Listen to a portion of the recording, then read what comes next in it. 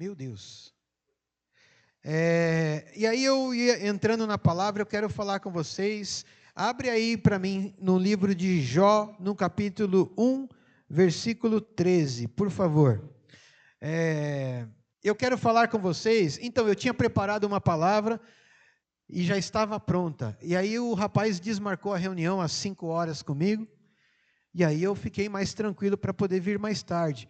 Irmãos, e aí eu estava lendo a Bíblia, preparando alguma coisa, e aí Deus começou a mudar tudo aquilo que eu já tinha preparado, e 6 horas eu comecei a anotar, e aí a mensagem de hoje foi toda alterada. E então ela acabou de sair do forno, e aí Deus ministrou que eu tinha que falar era isso, não aquilo que eu tinha preparado. Então, vamos à palavra do Senhor. Eu quero falar com vocês... Isso, exatamente dentro daquilo que a pastora tem ministrado.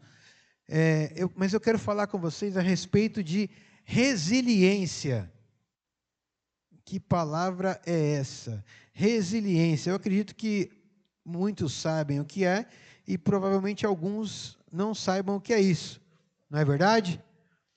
Resiliência. E aí eu fui lá no Aurélio para trazer exatamente esta palavra para vocês. Resiliência é a capacidade de se adaptar, recuperar ou se fortalecer diante de uma adversidade, trauma ou mudanças significativas, ok? Ok? Então nós vamos falar um pouco a respeito disso. E nada mais resiliente do que falar de Jó. A história de Jó é o maior caso de resiliência, porque ele mudou a sua vida completamente devido aos traumas que ele viveu, que ele passou, e Jó conseguiu nos mostrar que é possível. E eu quero ler com vocês rapidamente aí, olha, vamos lá. Certo dia, quando os filhos e filhas de Jó estavam em um banquete, comendo e bebendo vinho na casa do irmão mais velho, segue aí, um mensageiro veio a Jó, veio dizer a Jó, os bois estavam arando e os jumentos pastavam por perto. Mais um. Até o 17, tá? Quando os sabeus os atacaram e os levaram embora, mataram à espada os empregados, e eu fui o único que escapou para lhe contar. Mais um. Enquanto ele ainda estava falando, chegou outro mensageiro e disse, fogo de Deus caiu do céu e queimou totalmente as ovelhas e os empregados, e eu fui o único que escapou para lhe contar. 17.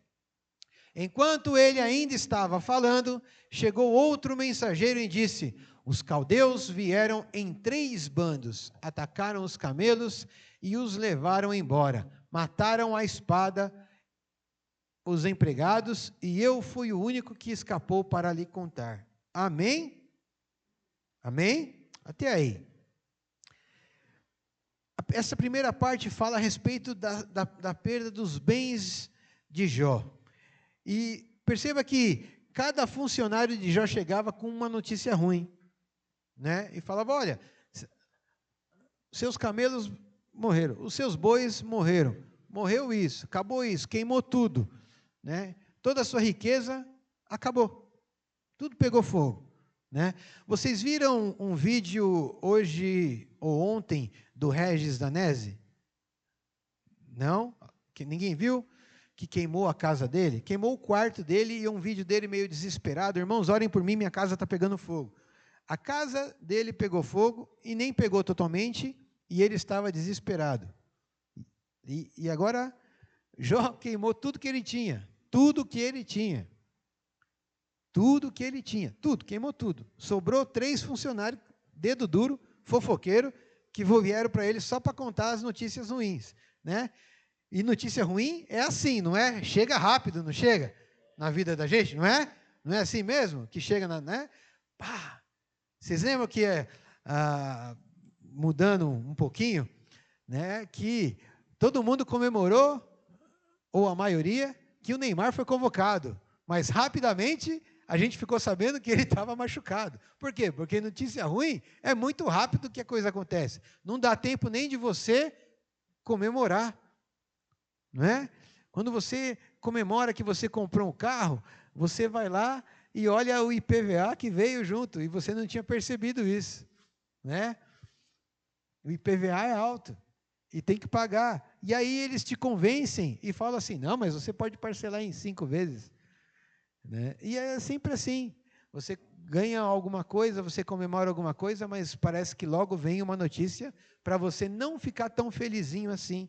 Na vida da gente, as coisas são assim. Mas em seguida, no versículo 18, vamos lá no 18, rapidamente. Fala a respeito do quê? Enquanto ele ainda estava falando, chegou outro mensageiro e disse: os seus filhos e as suas filhas estavam em um banquete, comendo e bebendo vinho na casa do irmão mais velho. 19, quando de repente veio um vento muito forte, veio do deserto e atingiu os 4 cantos da casa, que desabou sobre eles. Todos morreram, e eu fui o único que escapou para lhe contar. O último mensageiro ainda traz uma pior notícia, que todos os filhos de Jó haviam morrido. E eu não preciso nem falar a respeito disso, de quanta dor é, ou deve ser, né, a respeito disso. Né? Quem é pai, quem é mãe, né, e quem não é, também pode imaginar o tamanho dessa dor, né, de perder um filho, ou perder toda a sua família numa tragédia tão grande como essa. E Jó perdeu em um dia tudo a sua riqueza, toda a sua fortuna, e Jó era muito rico, mas como se não bastasse ainda perdeu todos os seus filhos. E mais ainda, Jó fica doente e começa a sofrer em todo o seu corpo com uma enfermidade terrível que ele não conseguia dar conta. E as pessoas começaram a se afastar de Jó. Alguma semelhança com a vida da gente, né? Quem aqui já teve dinheiro? Dinheiro. Não rico. Rico não é no nosso mundo. Né? Mas já teve muito bem de vida e perdeu alguma coisa desse dinheiro. Né? Você lembra daqueles amigos que vocês tinham e muito provavelmente você não os tem hoje perto de você? Não é? Não é isso? Lembra aqueles amigos que você levava para jantar e aí você percebeu que eles só estavam com você por conta daquilo que você oferecia a eles, e ao longo da jornada, né, ou você perdeu a condição, ou você percebeu que só você era aquele que enfiava a mão no bolso, e aí você parou de fazer isso, aqueles amigos começam a se afastar de você. Por quê? Porque eles precisam encostar em outros, né, que os leve para lugares que você levava. Né? E assim é na vida da gente. E Jó perdeu todos os amigos, nem os parentes. Se nós começarmos a ler todo o texto, diz que nem os parentes que frequentavam a casa de Jó frequentavam mais, porque ele cheirava mal por conta da enfermidade que ele adquiriu. E Jó começou a ser confrontado pelos seus funcionários, sendo julgado, porque você está passando por isso, porque você está em pecado. Porque a primeira coisa que acontece na vida do cristão, quando ele passa por uma adversidade, é que ele está no pecado. Mas nós não podemos esquecer que nós estamos num mundo, num planeta chamado Terra, vivendo uma vida normal como todos os outros, e nós somos sujeitos a passar por todas as adversidades da vida, sendo cristãos ou não. Faz parte, não é verdade? Não é verdade, irmãos? Né? Quem aqui já foi assaltado? Estava em pecado? Não, porque acontece, né? Colocou o pé na rua, está correndo risco, não é verdade? Não é, irmãos? É assim, né? Eu lembro que eu estava com a pastora, voltando, fui levar ela ao médico, voltando de um exame, parado no trânsito, e aí o que aconteceu? Veio um menino não sei de onde, mas ele veio, e ele veio rápido, ele quebrou o vidro do meu carro, pegou o meu celular e saiu correndo, né? E a gente tenta, né? A gente tenta ser, mas eles são muito rápidos. Não dá tempo de fazer nada. E a gente fica com aquele vidro quebrado, vendo se está tudo bem e tal. E aí estava eu e a pastora. Eu não estava em pecado. Mas será que ela estava?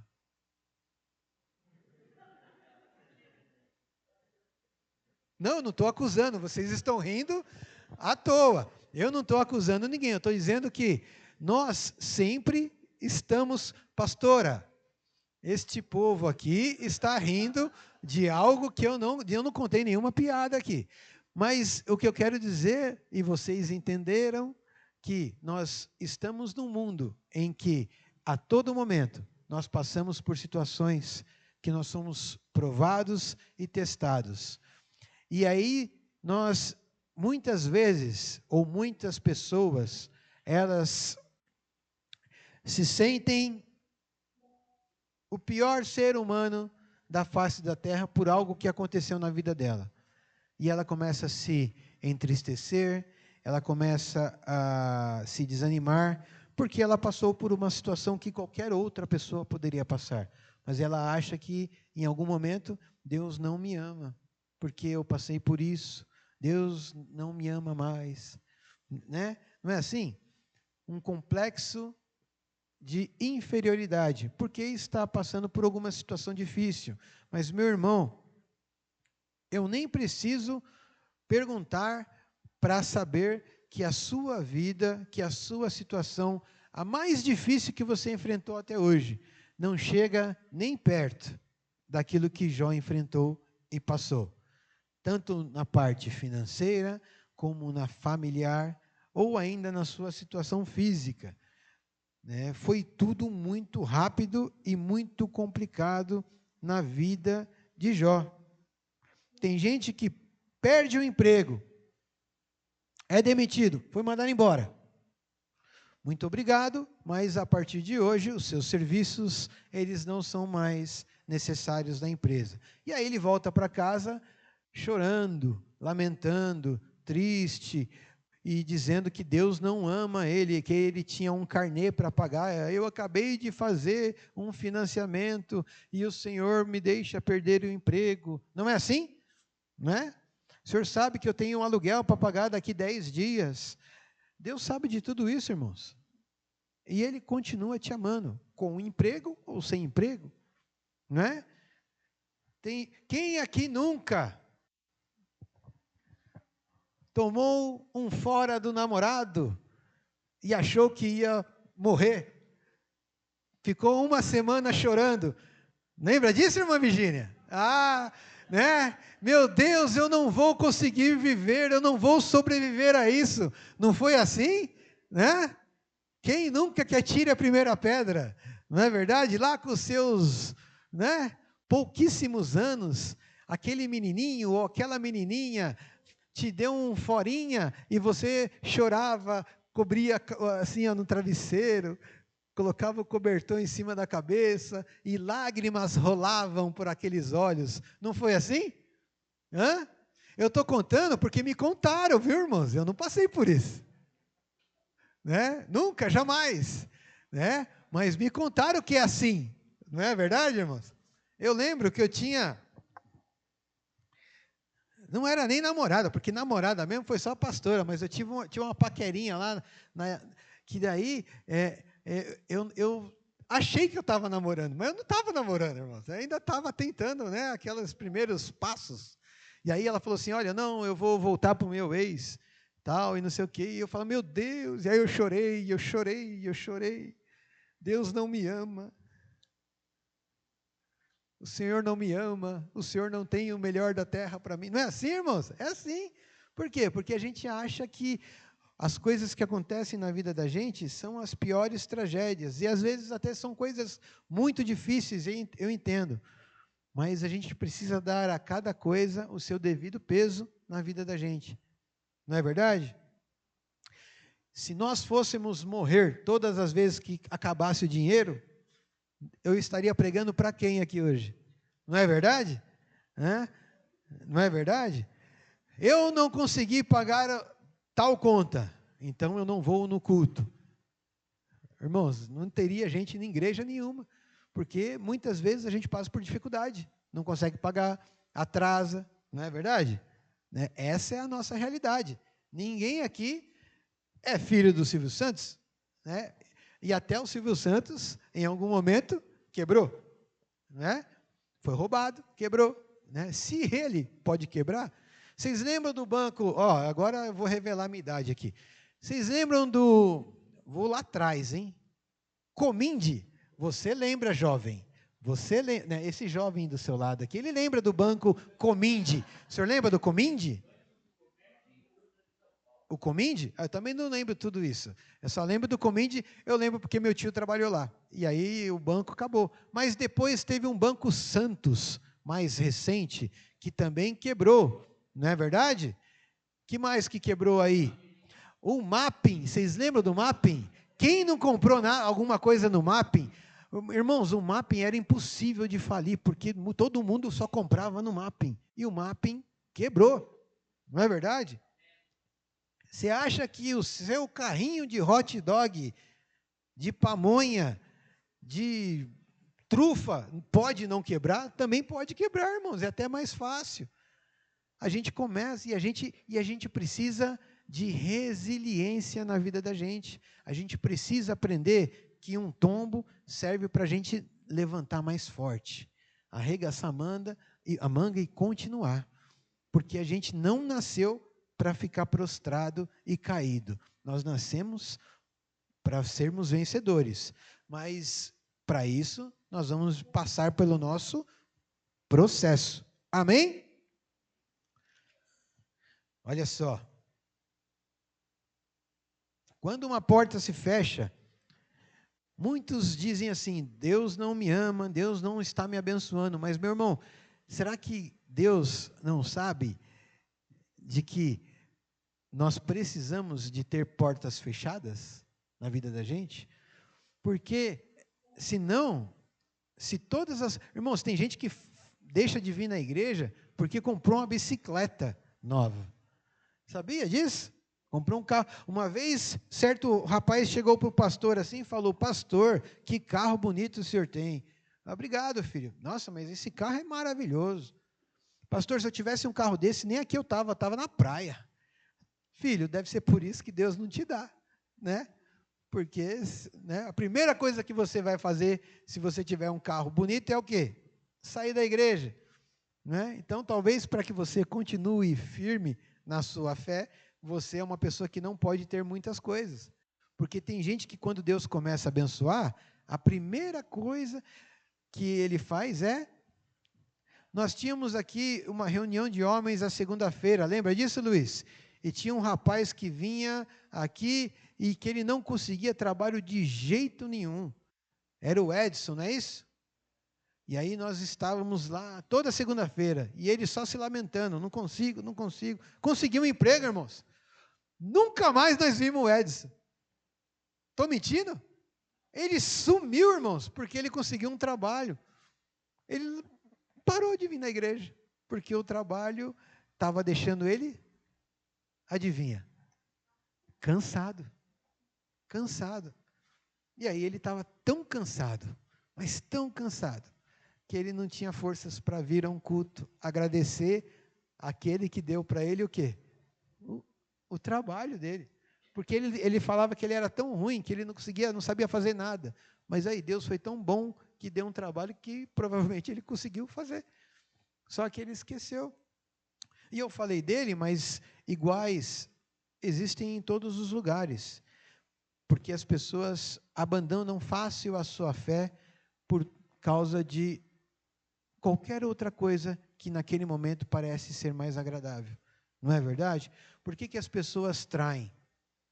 Porque parece, muitas vezes, que aquela oportunidade, ela é tão maravilhosa do que aquilo que ele tem de mais magnífico que é que Deus deu para ele. Né? Não só a sua esposa e a esposa do seu marido, mas às vezes as pessoas trocam tudo. As pessoas trocam igreja, trocam amizades, não é verdade? Trocam relacionamentos por oportunidades, porque tem um ditado aí que diz que a grama do vizinho sempre é mais verde. E isso não é verdade, porque ela só parece ser mais verde, mas lá continua tendo formiga, buraco, erva daninha, do mesmo jeito. E nós precisamos apenas aprender a cultivar aquilo que a gente tem, porque aquilo que a gente tem, que a gente não cultiva, a gente perde. E aí depois a gente lamenta, porque era tão bom e eu não sabia, não soube aproveitar.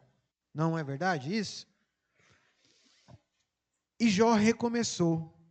Jó, mesmo ele passando por uma situação difícil, complicada, e a pastora falou isso aqui no domingo, que a sorte de Jó mudou no momento que ele, quem lembra? Orou pelos seus amigos. E aí, acrescento mais a esta frase, que nós também precisamos orar por quem? Pelos nossos inimigos. Porque não importa o que fazem contra nós, importa que nós sejamos íntegros, tementes a Deus, e que amemos o nosso próximo, não é? Como Cristo amou a igreja. Ah, pastor, você está falando isso porque, irmãos, é muito difícil, eu entendo, eu compreendo, eu também sou de carne e passo pelas mesmas dificuldades de vocês, de orar e abençoar pessoas que, para o nosso ponto de vista e o nosso julgamento humano, não merecem, mas todos pecaram. A Bíblia diz que todos pecaram. Quem é todos? É eu e você. Eu e você e aquele lá que não vale nada, segundo o nosso julgamento. Aquele que não vale nada, segundo o nosso julgamento, vale tanto quanto eu e você. Porque Jesus, quando veio, se Jesus fosse fazer um checklist, para ver assim, já pensou? Alexandre vale a pena morrer por ele. Mauro não. Né? Não é? Alifer, de jeito nenhum. Né? Não é verdade? Luiz vale a pena. Não, Jesus não fez isso. Porque senão, irmãos, a hora que chegasse o meu nome e o seu lá, ia ser um xizinho. E aí ele ia colocar aquele, sabe aquele com raiva? Cássio não, de jeito nenhum. E Jesus ia falar assim, Senhor, Pai, o Senhor tem certeza que é para eu ir? Porque não vale a pena, Senhor. E não teve isso. Jesus, ele morreu na cruz por nós, sendo nós muito pecadores. Né?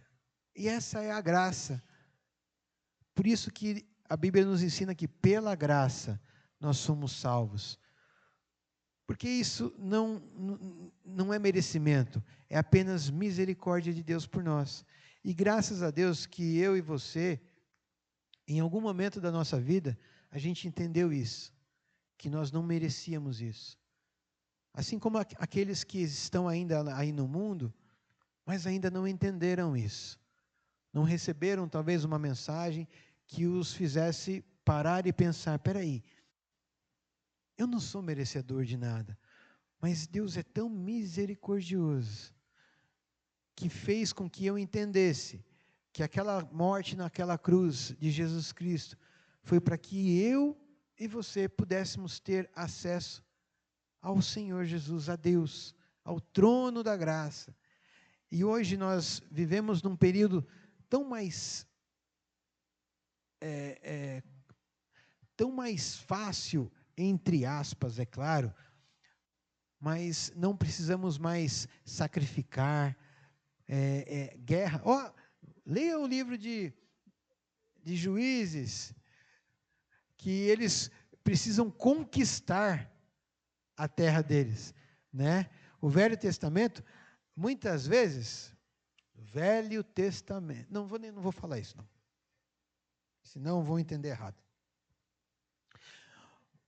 Mas as coisas precisavam ser conquistadas no pulso, Porque Deus levou o povo, tirou o povo do Egito, levou o povo até a terra prometida e falou: vocês vão atravessar o Jordão e vão conquistar. Não era um loteamento que estava lá livre para você chegar lá e construir a sua casinha. Não, vocês têm que chegar lá e conquistar a terra prometida.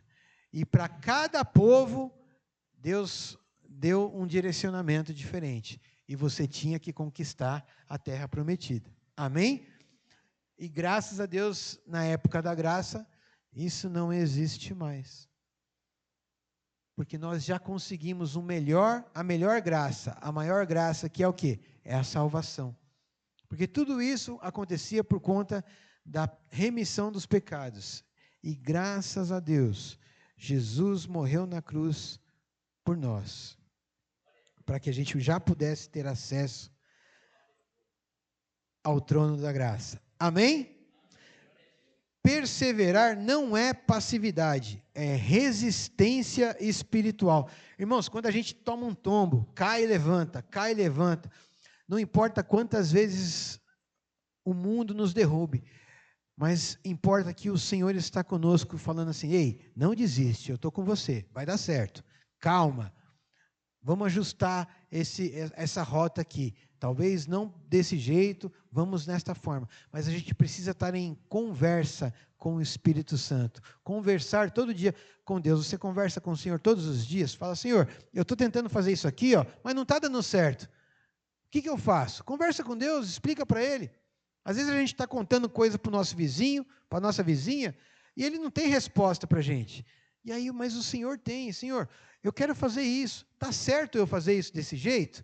E Deus começa a falar com a gente: filho, não faz assim não, você está tentando dar um jeitinho em algo que não é para trabalhar com jeitinho.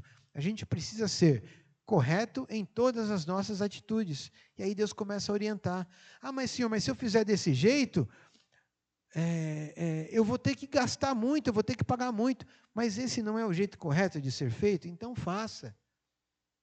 Não se preocupe com os recursos, eu vou te abençoar porque você está sendo honesto, né? Chega de querer dar jeitinho, ainda mais jeitinho brasileiro, irmãos, né? Brasileiro não é um povo muito confiável para você ficar tentando dar jeitinho. Vamos confiar em Deus, é melhor, não é verdade? É muito melhor. E aí eu finalizo aqui em 2 Timóteo, no capítulo 4, no versículo 7. Paulo sofreu perseguição, Paulo foi preso, foi acusado, ia para a cadeia, saía da cadeia, fazia isso, fazia aquilo, mas Paulo entendeu o projeto que Deus tinha para a vida dele. Paulo foi se reinventando, porque ele era perseguidor, e ele foi de perseguidor a perseguido, porque a partir do momento que ele entendeu que Jesus Cristo, quem Jesus Cristo era na vida dele, ele deixou de perseguir e começou a viver para ele. E Paulo pagou o seu preço. Foi preso, o barco dele afundou, não morreu. Chegava lá, pregava, batiam nele, volta. Ele brigava entre eles mesmo, porque Paulo era sangue duro, sangue ruim. Ele era chato, né? E ele brigava. Sabe, ele mandou João Marcos embora. Aliás, João Marcos foi embora e Paulo falou: comigo você não anda mais. Aí lá na frente, no final da jornada da vida dele, falam assim: Paulo, lembra do Marcos, que você não quer ver nem pintado de ouro? Pois é, ele está pregando evangelho para todo mundo. Ele escreveu um evangelho inteiro. E ele precisa. E aí Paulo fala assim: olha, traz para mim isso, traz para mim aquilo, vem aqui. E me traz o João Marcos também, que ele é muito importante para o ministério. Às vezes a gente precisa entender que as coisas mudam, as pessoas também mudam. E a gente, às vezes, trava o perdão para uns, mas lá na frente, a gente precisa perdoar, porque ele também é útil para o ministério. Assim como nós somos importantes para o ministério, todos os bons e os ruins são importantes para o Senhor. Basta que eles entendam e se arrependam e sejam resilientes. Mudem a sua forma de pensar, a sua forma de viver. Às vezes a gente só precisa readequar a situação. Se está dando errado de um jeito, a gente precisa mudar. Espera aí, eu vou trabalhar de um jeito diferente.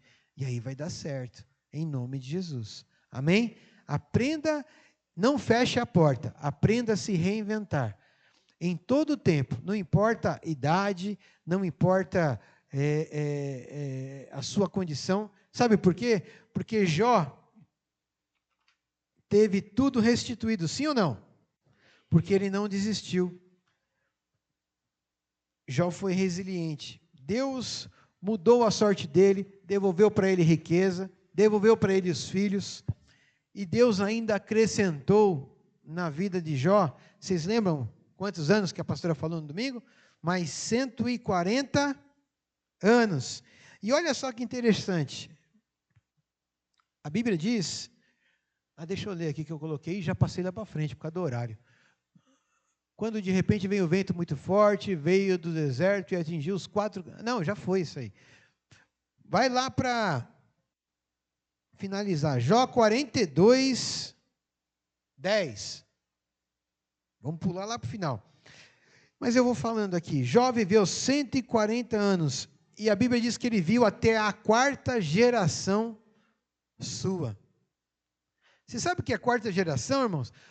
Os vô fica tudo bobo quando fica com os netos, não fica? Você imagina com o bisneto? Você imagina depois do bisneto? Eu anotei aqui que eu sabia que eu ia engasgar. Neto, o neto vô já fica chato. Com o bisneto, ele deve se tornar insuportável. E a 4ª geração é tataraneto, ou trineto. Trineto é demais também. Tataraneto. Eu tive bisavó. Mas já pensou, a minha bisavó está viva para ver os meus filhos e ela falar, meu tataraneto?